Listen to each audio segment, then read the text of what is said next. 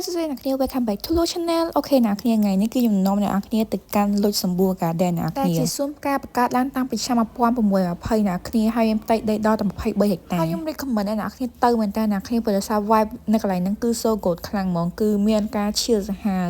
ហើយសំខាន់ចូលកន្លែងហ្នឹង free អ្នកគ្នាអត់អស់លុយទេ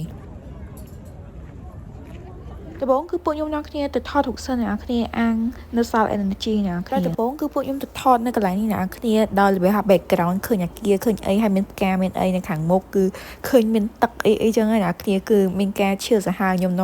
ណែនាំអ្នកគ្នាទៅអង្គុយកន្លែងហ្នឹងហ្មងអ្នកគ្នាហើយសំខាន់គឺថតរូបឃើញស្អាតមែនតើអ្នកគ្នាណាគេដែលគាត់ចង់អានសភៅអាចយកសភៅទៅមើលអីក៏បានដែរអ្នកគ្នាឈៀលសម្រាប់នៅហ្នឹងគេមានអ្នកខ្លះគេអង្គុយញ៉ាំអីដែលចែកគ្នាលេងមានអ្នកខ្លះគេអង្គុយអានសភៅមានអ្នកខ្លះគេអង្គុយឈៀលយកបរិយាកាសអញ្ចឹងព្រោះសារពេលដែលខ្ញុំទៅនេះគឺអាកាសធាតុល្អខ្លាំងអ្នកគ្នាគឺល្អខ្លាំងមែនតើគឺពពកឡើងស្អាតអ្នកគ្នានេះគឺឈើស្អាត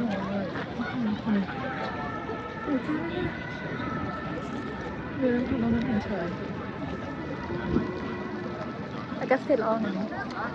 នៅពេលថតរូបអស់មួយឆ្អែតហើយគឺហត់អ្នកគ្នាក៏នាំគ្នាដល់តែទិញ waffle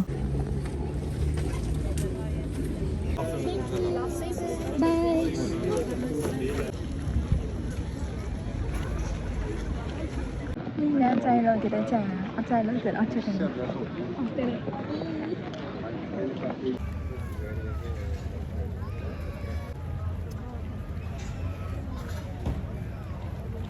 Não, é ao contrário.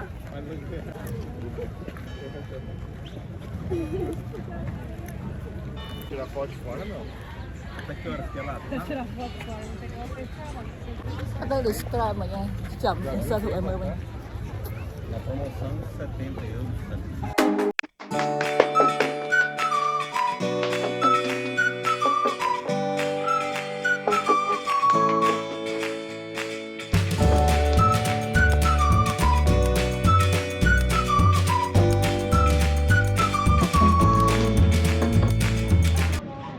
Cái bông chìa